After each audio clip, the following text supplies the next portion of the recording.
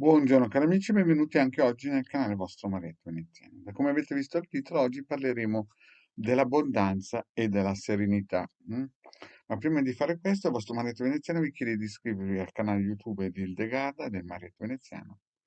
Vi ricordo che abbiamo anche dei gruppi social su Facebook dove potete scaricare o prendere i circuiti che vedete ogni tanto quando li metto a video nelle pillole. Poi abbiamo il sito capitano.altervista.org e i link sono sotto qui in descrizione dove potete scaricare 20 ebook di radionica, radiestesia e anche di chirologia, lettura della mano. Sono gratis. Poi in questo sito ci sono anche una sezione shop che si può acquistare dei servizi di The Gamma. Vi ricordo che hanno già scaricato più di 150.000 ebook in 5 anni e praticamente Marietto Veneziano ha regalato 2 milioni di circuiti radionici quadranti radiostesici all'umanità. Bene, partiamo un po' di questa abbondanza che oggi giorno sui social spopola, no? Quando uno vuole attirare l'attenzione, incomincia a predicare l'abbondanza. Purtroppo in questo periodo storico, che è un periodo storico breve, cioè quello che noi stiamo vivendo fondamentalmente, è nato, diciamo, dal baby boom degli anni 60, da quando l'Italia praticamente sconfitta e derubata e martoriata dopo la seconda guerra mondiale, ha incominciato ad avere degli aiuti importanti dagli alleati, quelli che erano diventati, i nostri nemici erano diventati alleati, perché gli Stati Uniti avevano deciso che la penisola italiana doveva essere una portaerei che gestiva e dominava l'Occidente. E quindi sono stati investiti, come si suol dire, importanti e ingenti somme di denaro, no? È nata l'Olivetti, è nata la Fiat, insomma, la Montedison, la Finmeccanica, insomma, l'Italia ha avuto un tipo di abbondanza materiale importante. In più le TV hanno sparso la parola italiana perché voi dovete pensare che prima del 1945, diciamo nel 1960, ecco, mettiamoci così, in Italia c'erano tante regioni, microstati, no?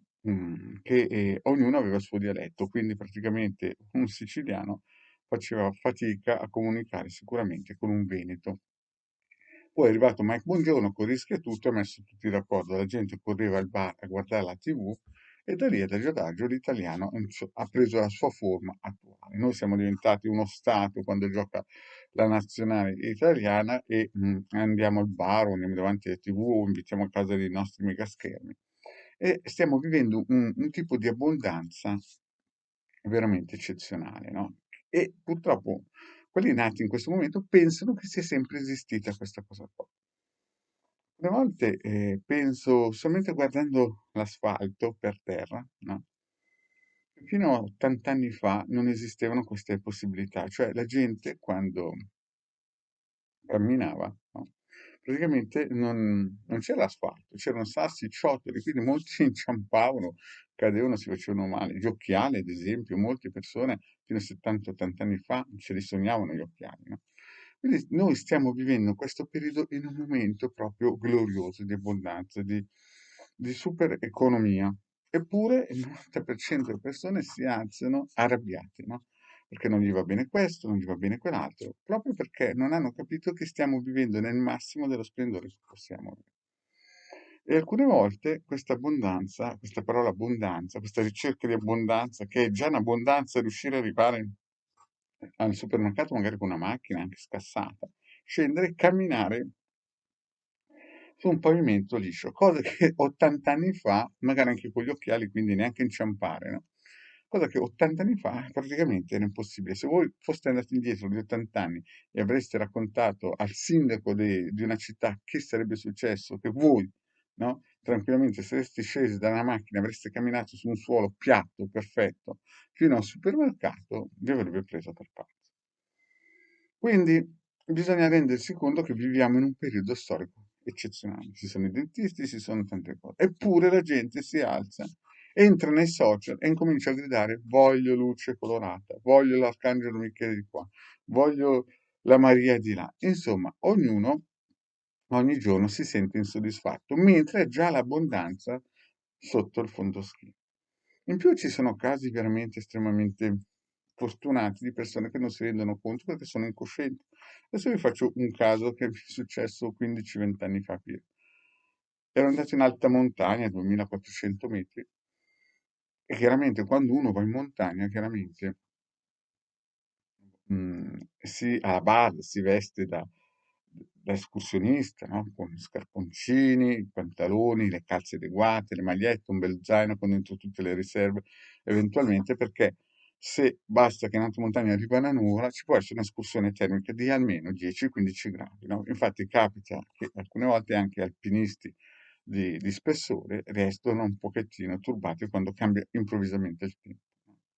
Mentre stavo facendo un sentiero in una valle bellissima, no? A 2400-2700 metri, incontro la classica famiglia cittadina, no? Due bambini massimo 10 anni, moglie e marito, che praticamente erano vestiti come si suol dire, da cittadini, con delle scarpette da, per andare fuori al parco.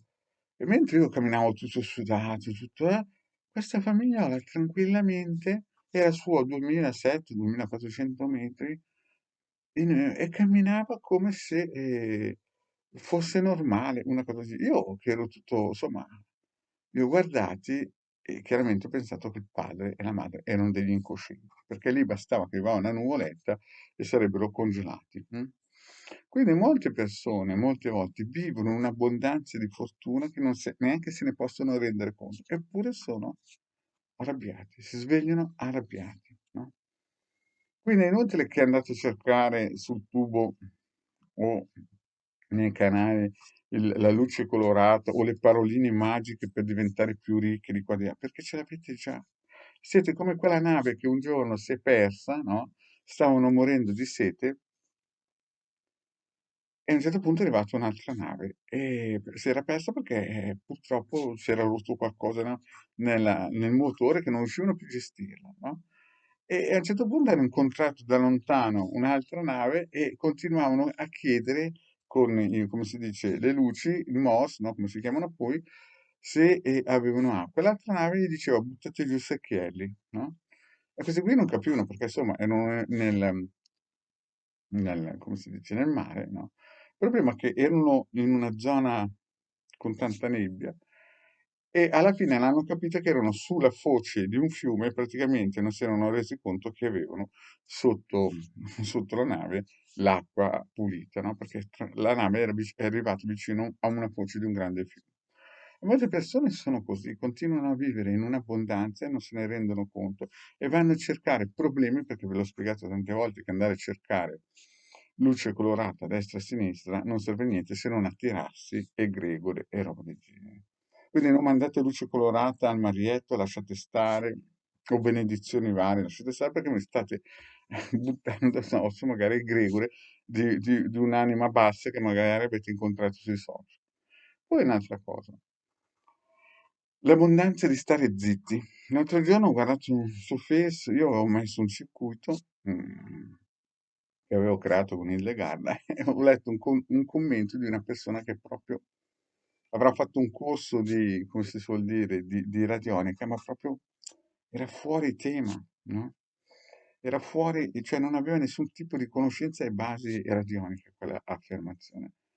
È chiaro che l'ho bloccata subito perché non voglio avere niente a che fare con soggetti del genere, ma è chiaro che su Face ci sono tanti suonatori di piffero, tanti menestrelli, tanti giullari di corte, no? Che purtroppo si improvvisano, ma non si rendono conto che è già in abbondanza che possono avere i social e in più parlano, no? E questi diciamo che non sono delle metastasi, ma sono dei personaggi che inquinano la mente delle persone, no? Quindi il succo di questo messaggio è che voi vivete già nell'abbondanza, bisogna solamente mettersi due paia di occhiali o un paio di occhiali, meglio, meglio due per alcuni, per riuscire a vedere quello che avete che molti altri non hanno. È il classico esempio del fluoro. Quando l'Occidente ha potuto incominciare a mettere il fluoro nell'acqua, no?